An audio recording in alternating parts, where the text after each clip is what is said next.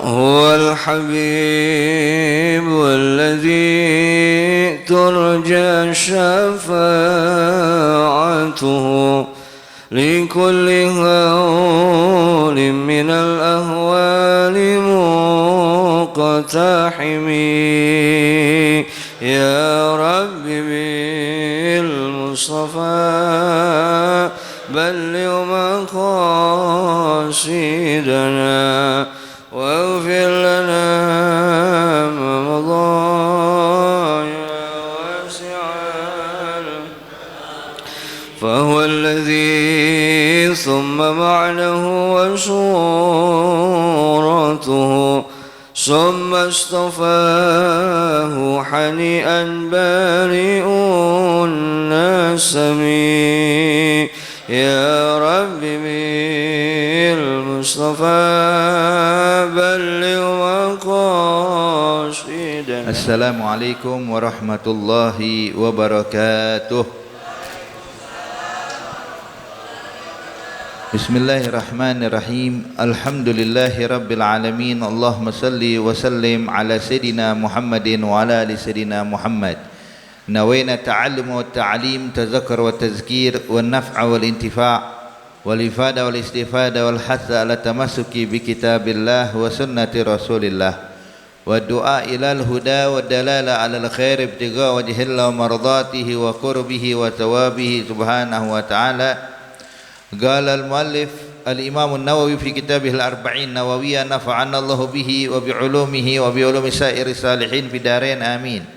Ila anggal ani Nawas bin Sam'an radhiyallahu ta'ala anhu anin nabiyyi sallallahu alaihi wasallam qala al-birru husnul khuluq wal ismu ma haka fi nafsika wa karihta an yattali alaihi an-nas rawahu Muslim. Wa an Wabisah bin Ma'bad radhiyallahu ta'ala anhu qala ataitu Rasulullah sallallahu alaihi wasallam faqala ji'ta tas'al anil birr qultu na'am faqala istafti qalbak al-birru matma'anna ilayhi an-nafs wa atma'anna ilayhi al-qalb wal ithmu ma haka fi an-nafs wa taraddad fi sadr wa in afdaka an-nas wa aftawuk. Hadis hasan rawainahu bi musnadai al-imamain Ahmad bin Hanbal wa dari bi isnadin hasan. Wa an Abi Najih al-Irbad bin Sariyah radhiyallahu ta'ala anhu qala wa'adana Rasulullah sallallahu alaihi wasallam mau'izatun wajilat minhal qulub wa zarafat minhal uyun faqulna ya Rasulullah ka'annaha mau'izatun muwaddi' fa awsina qala usikum bi taqwallahi azza wa jalla was-sam'i wat-tha'ah wa in ta'ammara 'alaikum 'abdun wa innahu may ya'ish minkum fasayara ikhtilafan katira fa 'alaikum bi sunnati wa sunnati al-khulafa'ir rasyidin al-mahdiyyin 'addu 'alaiha bil mawajid wa iyyakum muhdatsatil umur wa inna kulla bid'atin dhalalah. Rawahu Abu Dawud wa Tirmidzi wa qala hadis hasan sahih. Alhamdulillah, hadirin hadirat yang dimuliakan Allah Subhanahu wa taala, sampai dalam pembahasan hadis ke-27 daripada kitab Arba'in Nawawiyah, diriwayatkan oleh sahabat Nabi yang bernama Nawas bin Sam'an bahwasanya Rasulullah sallallahu alaihi wasallam bersabda, kata Nabi, al-birru husnul khuluq. Ya. Al-bir, sifat baik itu, perkara baik itu ditandai dengan husnul khuluq, dengan akhlak yang baik. Ya. Jadi hakikat kebaikan itu semuanya terdapat dalam husnul khuluq. Ya. Mau kebaikan apapun seperti kedermawanan, kemudian juga kepedulian kepada sesama, itu intinya asalnya adalah kalau dia punya perangai yang bagus, punya perangai yang baik, punya akhlak yang baik, maka bakal muncul perbuatan baik. Tapi sebaliknya kalau sifatnya buruk, nggak mungkin muncul perbuatan baik. Kalau perbuatan baik muncul dari orang yang sifatnya buruk, yang perangainya buruk, hadirin, maka perbuatan baiknya dia itu cuman ya sekedar, cuman sekedar menampakkan, tapi pada hakikatnya sebaliknya. Ya, jadi bukan benar-benar tulus dari hati. Maka orang yang memang udah perangainya bagus, akhlaknya bagus, itu otomatis apapun yang dilakukan baik, hadirin. Sebagaimana contoh, kayak orang dermawan, hadirin. Kalau memang akhlaknya sudah baik, perangai dia bagus, maka dermawan itu adalah suatu memang kebiasaan dia, tanpa mengharapkan sesuatu imbalan dari orang yang dibantunya. tanpa mengharapkan imbalan dari orang yang diberikannya. Sebagaimana yang digambarkan oleh Allah Subhanahu wa taala keadaan para sahabat-sahabat Nabi Muhammad sallallahu alaihi wasallam, mereka dinyatakan wa yu'tiruna ala anfusihim walau kana bihim khasasah. Artinya mereka memiliki sifat ithar, kepedulian kepada sesama, perhatian kepada orang sekitarnya, khususnya orang-orang yang membutuhkan, padahal mereka juga lagi butuh. Padahal mereka juga lagi membutuhkan hal tersebut, tapi tetap mendahulukan orang lain. Hadza ithar. Jadi kalau orang benar-benar akhlaknya baik, Bu, Pak, sifat dermawan itu nggak mikir-mikir, kasih udah. Walaupun dia butuh, yang penting orang lebih butuh dari saya. Hingga akhirnya mereka pun kalau memberikan bantuan nggak mengharapkan imbalan. Sebagaimana Allah gambarkan pula di dalam ayat Al-Quran, inna menut'imukum liwajhillah la nuridu minkum jazaan wala syukura inna nakhafu min rabbina yawman abusan gamtarira. Jadi mereka itu kalau memberikan makan kepada fakir miskin, kepada anak yatim, kepada orang-orang yang membutuhkan, mereka mengatakan inna menut'imukum liwajhillah, kami ini memberikan bantuan kepada kalian, memberikan makan buat kalian, bersedekah untuk kalian murni karena Allah. Apa bukti murni karena Allah? La nuridu minkum jazaan wala syukura. Kami enggak mengharapkan imbalan, balas budi kalian, bahkan ucapan terima kasih kita enggak butuhkan. Enggak ngarepin balasan terima kasih. Kalau kita kan kadang-kadang kalau ngasih sesuatu mengharapkan ada timbal baliknya. Contoh ada orang kita bantu terus, cuman perilakunya buruk, kita bakal tersinggung. Ini orang udah dibantu tapi kok jahat banget sama saya. Artinya apa? Kebaikan yang kita lakukan ini masih mengharapkan imbalan. Imbalan itu nggak mesti dengan uang, imbalan itu nggak mesti dengan barang, bahkan dengan sikap kepada kita pun imbalan, hadirin. Kita lihat orang kalau susah kita bantu, senang, senyum, kita ikut bahagia. Tapi coba bayangin Ibu, Bapak, kalau ada orang kita sedekahin sesuatu, yang ada malah komen sama kita, sedikit banget ngasihnya, pelit banget Bapak. Kira-kira gimana perasaan kita? Bakal tersinggung nggak? Tersinggung. Berarti kita ngasih belum karena Allah. Kenapa? Sebab kita masih mengharap orang yang saya kasih harus berbuat baik pada saya. Apalagi kalau ada orang kita bantu nggak tahu terima kasih, langsung jalan. Kita bakal komentar lagi, ini orang dikasih nggak ada terima kasih. Terima kasih kek walaupun sedikit. Bilangnya terima kasih kan kelar, kenapa nggak mau ngucapin terima kasih? Berarti pemberian kita ini, hadirin, belum murni karena Allah. Kenapa? Masih mengharapkan ucapan terima kasih. Tapi kalau orang yang hatinya, akhlaknya udah benar, akhlaknya udah bagus, inna manut'imukum liwajhillah la nuridu minkum jazaa'a wala syukura.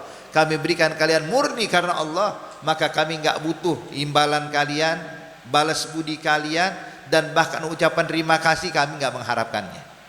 Lihat. Hakada sifat karam, sifat tawadhu, semua sifat yang baik itu munculnya, kebaikan-kebaikan itu muncul dari husnul khuluq. Maka kata Nabi, albirru husnul khuluq. Nah, akhlak yang baik itu kata ulama, intisarinya itu terbagi menjadi tiga. Ada tiga hal intisari daripada akhlak yang baik. Apa itu? Anta'fu amman zalamak, wa tu'ti amman mimman haramak, wa tasil mimman qata'ak. Ada tiga perkara inti daripada khuluqul hasan atau akhlak yang baik. Apa itu? Yang pertama adalah ta'fu amman zalamak. Kalau kita bisa memaafkan orang yang menzalimi kita. Ada orang pernah buat jahat sama kita, gimana itu kita menanggapinya? Kalau kita bisa memaafkan orang yang berbuat salah kepada kita, maka ini menunjukkan kalau kita punya akhlak yang baik. Jadi orang yang akhlaknya baik, Pak, bukan pendendam. Akhlaknya baik itu nggak pernah nyimpan permusuhan kepada sesamanya. Yang ada ta'fu amman zalama, bisa memaafkan. Kalau kita mungkin agak berat nih, apalagi kalau ada orang gangguin kita terus, mau maafinnya kayaknya susah banget ya, berat.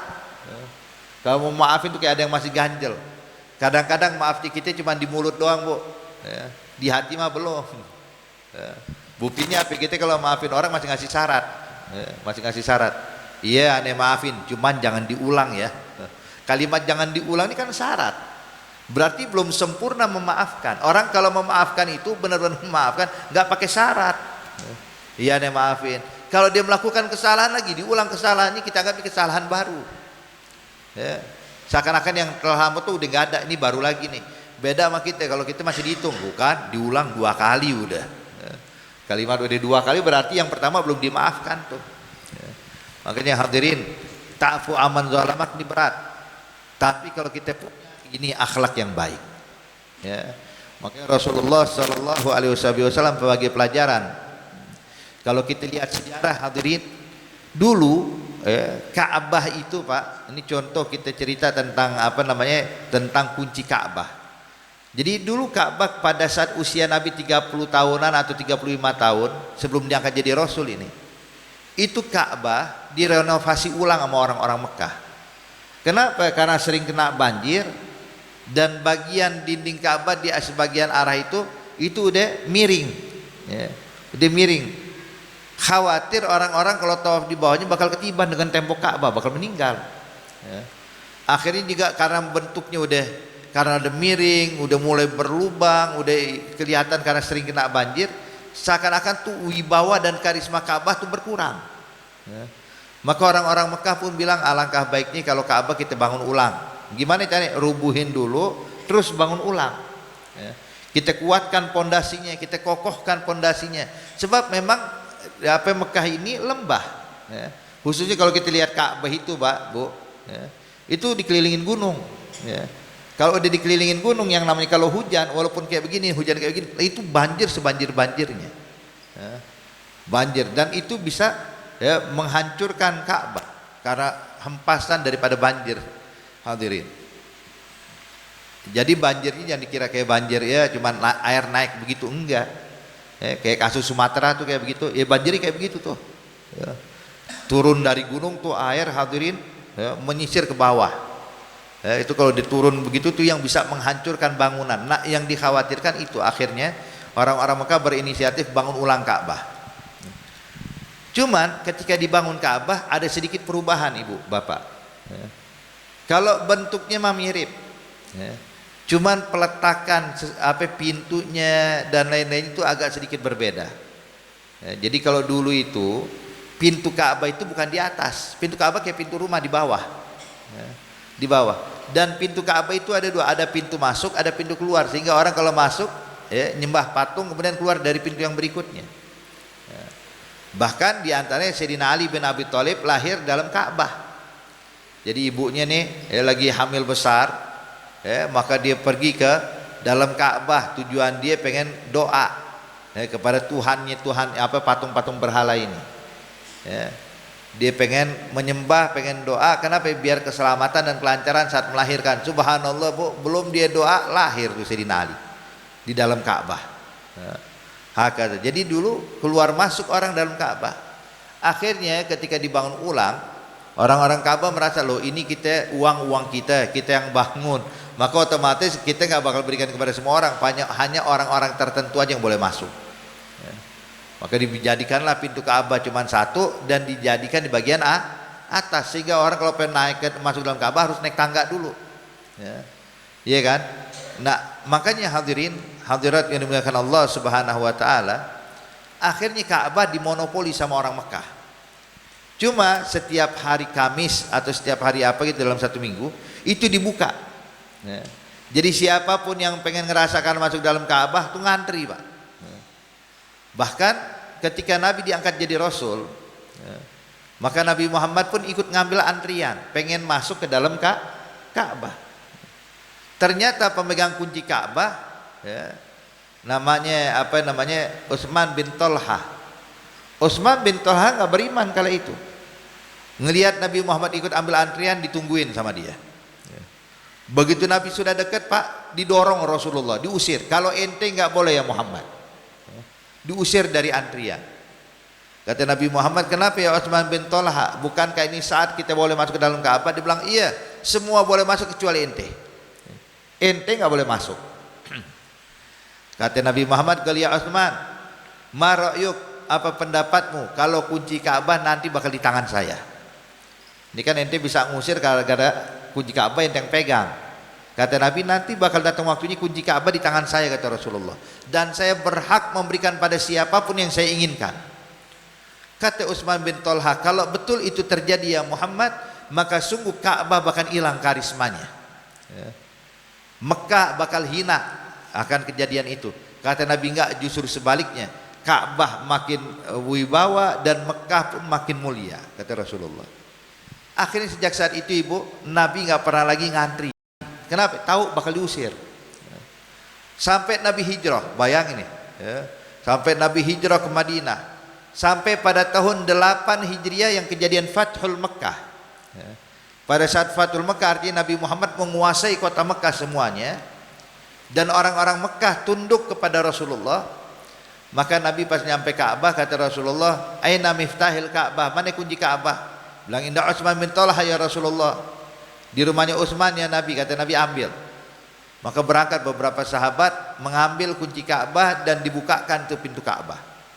Nabi masuk ke dalam Ka'bah. Dalam riwayat Nabi salat 2 rakaat. Dalam riwayat Nabi enggak salat, cuma langsung menunjuk patung-patung berhala yang ada di dalam Ka'bah dengan ucapan ja'al haq wa zahuqal batil innal batila kana zahuqa, sebagaimana Allah sebutkan dalam Al-Qur'an. Itu patung yang ditunjuk sama Nabi, Bu, langsung rubuh. Berguguran tuh patung-patung berhala.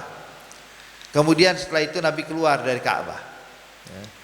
Nabi waktu keluar dari Ka'bah, Nabi cari, gal ena Utsman bin Thalhah, mana Utsman bin Thalhah? Muncul Utsman bin Thalhah, gal lebaik ya Muhammad. Dia bilang, ya Utsman, ente ingat nggak dulu waktu saya pengen masuk Ka'bah ente usir aneh? Dia bilang, iya ya Rasulullah. Terus aneh bilang, nanti itu kunci Ka'bah yang di tangan ente bakal pindah ke tangan aneh, kata Rasulullah, dan saya berhak memberikan pada siapapun yang saya inginkan. Sekarang kau lihat sekarang. Dia bilang, na'am ya Muhammad. Ini Ka'bah sekarang makin hina atau makin mulia? Makin mulia Rasulullah. Maka kata Nabi, ya Utsman, gal labbaik ya Nabi Muhammad, gal khudha khalidah talidah, la yanja minkum illa zalim. Kata Nabi, ya Utsman bin Thalhah, ini kunci Ka'bah aneh balikin buat ente. Bayangin hadirin, kita mungkin ketika ada kesempatan kita nggak bakal balikin lagi ke orang. Oh, ini orangnya dulu jahat sama aneh, kasih keluarga aja deh atau kasih ke orang lain. Tapi Nabi kagak, bilang dibalikin kepada Utsman bin Thalhah. Bahkan bukan cuma kepada Utsman bin Thalhah, kata Nabi, khuzha khalidah talidah ya Bani Thalhah, ambil nih kunci Ka'bah selama-lamanya buat ente turun menurun sampai hari kiamat. La yanza minkum illa zalim, dan gak ada orang yang merampas kunci dari tangan keturunan kalian melainkan pasti itu orang zalim. Maka sekarang yang megang kunci Ka'bah, Pak, Bu, itu keturunan Utsman bin Thalhah. Ya. Jadi nggak sembarangan. Cuman yang menarik di sini, Nabi bisa maafin tuh orang yang ngusir dia, orang yang menghinakan dia. Pada saat Nabi punya kesempatan, kagak dibalas sama Rasulullah. Sufriat. Hakada. Makanya ini hadirin, bisa memaafkan orang yang berbuat zalim kepada kita nggak sembarangan. Ya. Ini adalah orang yang benar-benar perangainya baik, husnul khuluq. Kemudian yang kedua, tu'ti amman haramat. Ya, yang kedua, hadirin hadirat yang dimuliakan Allah, akhlak baik itu ditunjukkan dengan apa? Dengan memberikan bantuan pertolongan kepada orang yang dahulunya pelitnya bukan main sama kita. Ya. Jadi dulu ketika dia lagi senang, lagi di puncak-puncaknya nih, kita minta bantuan, wala dikasih, wala ditoleh, yang ada kita diomelin. Ya, kita nggak pernah mendapatkan bantuan sedikit pun dari dia. Tapi subhanallah, Allah punya kehendak, roda kehidupan berputar hadirin. Dia yang tadi di atas sekarang turun ke bawah, kita yang di bawah naik ke atas. Kita sekarang punya harta, kita punya kelebihan. Ngelihat dia lagi butuh, apa yang harus kita lakukan? Tugas kita adalah tu'ti mimman haramak, berikan kepada orang yang dahulu pelit pada kita. Ya. Baru akhlak baik. Kalau kita mungkin mikir, oh biar tahu rasa dia kan. Nah, dulu saya begini diusir sama dia, sekarang dia susah, rasain deh tuh. Tuh kita hadirin. Ya. Artinya kita dengan entengnya membalas keburukan dengan keburukan. Tapi Nabi ngajarin kepada kita orang yang akhlaknya baik tidak pernah membalas keburukan dengan keburukan, yang ada keburukan dengan kebaikan. Ini orang dulu pelit sama kita, kita kasih, kita bantu, kita tolong. Bahkan kita tanyakan, ada lagi yang bisa saya bantu? Kata. Jadi menolong orang yang dahulu pelit sama kita.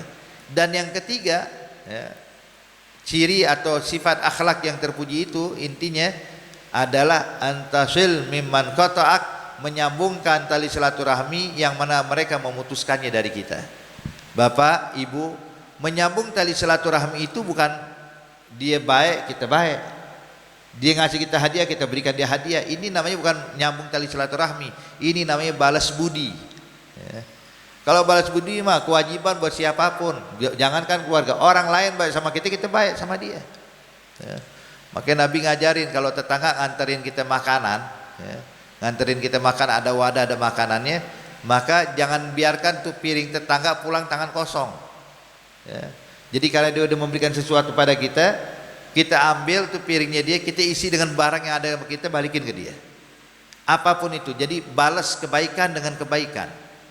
Ini diajarin dalam Islam, bukan hanya harus keluarga, tapi kalau keluarga kata Nabi, antasil mimman qata'ak, menyambungkan tali silaturahmi kepada orang yang memutuskannya. Jadi walaupun dia nggak berbuat baik sama kita, kita harus baik sama dia. Ya. Walaupun dahulu dia gangguin kita, kita jangan pernah mengganggu dia. Ini baru menyambung tali silaturahmi. Ya. Jadi menyambung orang yang memutuskannya dari kita. Hadza menyambung tali silaturahmi, bukan dia buat baik kita buat baik. Kalau buat baik dia buat baik kepada kita, kita buat baik kepada dia, membalas, maka ini udah sepatutnya bukan hanya pada tetangga, buat seluruh muslimin, ya, buat orang-orang sekitar, bahkan non muslim kalau baik sama kita, kita juga harus baik sama dia. Ini udah aturan. Tapi kalau seandainya menyambung tali silaturahmi, ketika dia memutuskan, maka kau sibuk merajut dan menyambungkan lagi. Hakadha. Taib. Jadi albirru husnul khuluq. Kebaikan itu muncul dengan apa? Dengan perangai yang baik atau akhlak yang baik. Wal ithmu mahaka fi nafsik wa karihta ayatul alihin nas. Sedangkan perbuatan dosa kata Rasulullah itu yang mengganggu benak pikiranmu, mengganggu hatimu. Hati kita selalu gelisah. Orang nggak ada Pak Bu habis maksiat senang. Yang ada gelisah, ya, takut. Apalagi dinyatakan wa karihta ayatul alihin nas, dan khawatir orang pada tahu. Beda kalau ibadah. Kalau ibadah nggak ada perasaan takut kita. Kita kalau sedekah, ya, nggak ada khawatir. Aduh, ada kayak buat dosa, enggak. Sholat contohnya, nggak ada kita merasa sedih, bingung, bimbang, enggak. Yang ada kita bahagia setelah sholat. Setelah ngaji kita bahagia. Kenapa? Sebab ini perbuatan baik. Tapi kalau perbuatan dosa, ya, malu kelihatan orang. Ya. Dan kalau dia ngucapin tuh hati Umar, habis ngasih 2 butir, udah. Kagak megang korma lagi, hadirin, nggak dipegang lagi itu korma. Sayyidina Ali dalam sambil makan korma ambil mikir, ya Allah kok mirip banget ya. Maka begitu udah habis butiran kedua, nengok Sayyidina Umar nggak mau nambahin, ya Amirul Mukminin zidni, tambahin lagi dong biar ganjil. Kok cuma 2 butir biar ganjil ya Amirul Mukminin? Kata Sayyidina Umar, kalau ya Ali minta maaf, kenapa aneh nggak berani ngelebihin dari apa yang dilakukan Rasulullah pada ente? Nabi semalam ngasih ente korma cuma 2 kali, masa aneh Amirul Mukminin ngasih ente 3 kali katanya. Kaget, ini kan mimpi hadirin. Sampai Sayyidina Ali nanya, loh ya Amirul Mukminin, ente tahu ya, kejadian yang saya lihat dalam mimpi saya? Kata Sayyidina Umar, galnam aneh tahu. Ente mimpi apa semalam aneh tahu. Suf lihat hadirin. Makanya ini para sahabat, para tabiin, para solid begini sifatnya. Makanya kata ulama, kita kalau duduk di depan sultan, di depan raja dunia nih, ya, jaga mulut kita jangan sampai salah ngomong. Tapi kalau duduk di hadapan orang soleh, yang kita jaga hati kita, bukan mulut, hati. Sebab kenapa? Nabi menyatakan ittaqu firasatul mu'min fa innahu yanzur binurillah. Kata Nabi, hati-hati ya, akan perasaan orang-orang beriman. Orang-orang mukmin itu punya firasat. Firasat itu selalu tepat. Ya. Sesungguhnya mereka memandang sesuatu dengan cahaya Allah Subhanahu wa taala. Jadi jangan heran kalau lihat ada orang soleh kok tahu sifat saya ya. Jangan heran, memang mereka tuh dibukakan hijab oleh Allah. Hakadha. Jadi Nabi berkata, "Jita tas'alanil bir." Ente datang kemari nanya tentang kebaikan. Qala na'am, qultu na'am. Iya ya Rasulullah. Kaget enggak bisa ngomong lagi, memang betul. Maka Nabi pun berkata, "Gal istafti galbak. Albirru matma'annat ilaihin nafas wa matma'anna ilaihil qalb. Wal ismu mahaka fin nafas wa taradda fi sadar wa in aftakan nasu wa aftauk." Nabi bilang, kalau pengen tahu kebaikan dan keburukan itu bedanya apa, istafti galbak. Tanyakan langsung pada hati kecilmu. Ya. Sebab kita ini hadirin dilahirkan ke muka bumi ini dalam keadaan fitrah. Kullu mauludin yuladu alal fitrah. Setiap bayi yang dilahirkan di bumi itu dalam keadaan fitrah, bersih, hatinya bersih. Ya. Kata Nabi, istafti qalbak, tanyakan pada hati kecilmu, sebab hati kecil nggak bakal bohong. Hati kecil itu walaupun kita bagaimana ibu bapak, ya, itu selalu ngasih komentar, kenapa saya lakukan ini, kenapa kau lakukan maksiat ini, itu bakal ngomong tuh. Itu namanya hati kecil, istafti qalbak. Kemudian Nabi kasih ciri-ciri, ya. Kata Nabi, al-birru, ciri-ciri kebaikan itu adalah matma'anna ilaihin nafas watma'anna ilaihil qalb. Yang mana tuh hati kita tuh enggak bimbang kalau udah melakukannya. Kayak kita habis sholat, ada yang bimbang enggak? Aduh bimbang, kenapa saya sholat dia tadi? Enggak. Berarti yang kita lakukan kebaikan, ya. Jadi kebaikan itu cirinya habis kita kerjakan, selesai kita laksanakan, itu nggak ada kebimbangan, nggak ada gelisah, yang ada kita menikmati enak banget, ya. Lega rasanya udah ibadah, seneng rasanya kita udah mengamalkan taat. Berarti yang kita lakukan adalah kebaikan. Sedangkan maksiat itu kata Rasulullah, ya, wa inna wal ismu mahaka fin nafas wa taraddad alaihi sadar. Kata Nabi, sedangkan perbuatan maksiat itu yang bikin hati kita gelisah, ya, dan taraddad, jadi bimbang, ya, bimbang. Aduh kenapa saya lakukan ini, saya nggak lakukan ini, itu bakal muncul dalam hati. Berarti yang kita lakukan adalah perbuatan dosa. Ketika kita merasa ada kegelisahan, ngerasa ada kebimbangan habis mengerjakannya, berarti yang kita lakukan ini adalah maksiat tanpa kita sadari, ya, tanpa kita sadari hadirin. Wa in aftakan nasu aftak, walaupun ulama-ulama mengatakan la halal, tapi hati kecil kita bilang jangan, ya. Walaupun ulama bilang nggak apa-apa, boleh kok, nggak jadi masalah, tapi hati kecil kita bilang bimbang, lebih baik kita tinggalkan hadirin, ya. Wa in aftakan nasu aftak, walaupun orang ngeluarin fatwa sekalipun tentang dirimu, jangan didengar, tanyakan pada hati kecilmu. Nah, cuma ini hati kecil yang gimana? Hati kecil yang memang udah terdidik, ya. Terdidik, tahu apa yang wajib, apa yang haram. Nah, jadi ini bedanya hadirin antara perbuatan baik sama buruk. Lihat kita bisa ngelakuin gimana, ya. Kalau kita contoh ngomongin orang, ya, kayaknya enak banget waktu ngomongin orang, ya. Tapi selesai ngomongin orang, habis kita baru mikir, ya kenapa ngomongin orang, pahala saya habis dong, ya, pahala saya berkurang dong. Sebab ibu bapak, kita kalau ngomongin orang nih, yang untung tuh yang diomongin, yang untung yang digosipin. Jadi jangan sampai kalau ada orang ngomongin kita terus kita jadi tersinggung, udah biarin, mesti bersyukur, alhamdulillah banyak orang bagi-bagi pahala buat saya, kan gitu. Maka itu sampai Sayyidina Muhammad ibn Arabi, dia bilang tuh kepada orang-orang yang membenci dia, orang yang suka ngomongin dia dari belakang, kata Ibn Arabi bilang, gal ayuhan nas, saya orang yang suka gangguin saya, orang yang benci saya. Kata beliau, saya mau pesan satu, bagusinnya ibadahnya, sholatnya yang rapi, yang khusyuk, baca Qur'annya dengan tadabbur, dengan tartil, ibadah puasanya jangan maksiat. Tolong, hei orang-orang yang gangguin saya, yang gak seneng sama saya, bagusin ibadahnya.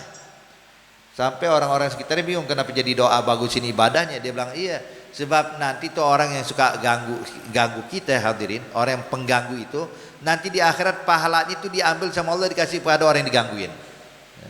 Jadi jangan sampai mereka datang ke saya nanti pahalanya sholatnya masih banyak bolong, sholat nggak pernah khusyuk, jangan, sayang. Maka saya pesan buat orang yang gangguin saya, tolong bagusin ibadahnya. Kenapa? Biar saya nerimanya bulat di akhirat. So, lihat. Jadi intinya kalau ada orang ngomongin kita, biarin, udah, alhamdulillah. Kenapa? Bakal banyak pahala bonus dari Allah buat kita. Pahala tanpa kita sholat, tanpa kita puasa, tapi pahala sholat dapat, pahala puasa dapat, pahala haji dapat, pahala ibadah apapun kita dapatkan, ya. Karena apa tadi, ya, jadi intinya hadirin hadirat yang dimuliakan Allah Subhanahu wa taala, jadi jangan merasa enteng kita mencaci maki orang, mengganggu orang, sebab itu sama aja merugikan kita nanti di akhirat, ya. Makanya jaga, ini saya rasa satu hadis cukup buat kita hadirin, buat kita amalkan, praktekkan dalam kehidupan kita. Intinya tadi, yang pertama, ya, berusahalah berlaku baik dengan 3 hal tadi, bisa memaafkan orang yang menzalimi kita, memberikan bantuan kepada orang yang dulu kikir pelit kepada kita, dan yang berikutnya menyambung tali silaturahmi. Kemudian juga dalam hadis berikutnya, Nabi menunjukkan kalau beliau diberikan mukjizat oleh Allah Subhanahu wa taala hingga bisa mengetahui isi hati orang sebelum orang nanya, Nabi udah tahu. Jadi kemarin nanya tentang kebaikan, ya wa bisa qala na'am. Maka oleh karena itu hadirin hadirat yang dimuliakan Allah, saya rasa cukup nih satu hadis buat kita, bisa kita amalkan. Berusahalah berbuat baik, apalagi kita ini sebentar lagi masuk bulan Ramadan, bulan penuh rahmat, bulan ampunan, bulan yang penuh keberkahan. Jangan sampai hadirin kita masuk Ramadan tapi keluar dari Ramadan gak dapat pahala sama sekali. Jangan. Kata Nabi, khamsun yufattirna shaim, ada 5 perkara yang bisa menggugurkan pahala puasa. Puasa dikerjain, gugur kewajibannya, gak wajib qadha, tapi pahalanya batal, pahalanya gak dikasih. Siapa itu? Kata Nabi, yang pertama adalah orang yang al-kadhib, berdusta, berbohong. Berbohong pada siapapun menggugurkan pahala puasa. Kemudian al-ghibah, gosipin orang. Gosipin orang. Nah, ini gosip hadirin, kalau dulu mungkin cuma pakai lidah, tapi kalau zaman sekarang pakai handphone, gosipin orang. Di chat, tahu nggak fulan begini, tahu nggak fulan, dia nggak sadar tuh. Dibilang saya kan nggak ngomongin orang, saya nggak bicara, tapi sekarang jempolnya kita yang berbicara. Makanya hadirin ini jaga, jangan gosipin orang. Puasanya rajin, cuman gosipin orang tiap hari, jangan. Yang ketiga adalah kata Rasulullah sallallahu alaihi wasallam adalah al-yaminul kadzibah, sumpah palsu. Orang yang benar-benar wallahi padahal enggak, bersumpah palsu. Yang keempat adalah an-namimah, orang yang suka ngadu domba, memindahkan ucapan biar terjadi perselisihan, memberikan kabar biar ada terjadi permusuhan. Hadan namimah juga nggak bakal mendapatkan pahala surga. Dan yang kelima, yang terakhir adalah memandang sesuatu dengan syahwat. Artinya nazaratul haram, memandang sesuatu yang diharamkan Allah untuk dilihat, maka ini juga menggugurkan pahala puasa kita. Maka oleh karena itu hadirin, berusahalah sebaik mungkin nanti kalau bulan Ramadan, kalau bisa bukan cuma puasa makan minum, puasa juga medsos. Puasa medsos. Kenapa? Sebab yang bikin kita jadi gosipin orang, yang bikin kita jadi begini begitu, semuanya dari medsos. Semuanya dari medsos. Coba deh kalau kita 1 bulan nih benar-benar kagak meninggalkan makan, meninggalkan minum, kemudian juga meninggalkan perkara-perkara yang seperti dunia, ini baru bisa mendapatkan pahala sempurna di bulan Ramadan. Tapi kalau enggak, gugur pahala puasa kita. Gugur pahala puasa. Sehingga Nabi menyatakan, kam min shaimin laisa lahu min syiyamihi al juwal atas. Berapa banyak orang puasa cuma dapetin lapar dan haus. Sayang 30 hari, pahalanya 0. Yang didapat cuma hausnya doang, laparnya doang, nggak dapat pahala sama sekali. Maka oleh karena itu hadirin, jadikanlah Ramadan yang akan datang Ramadan yang terbaik buat kita.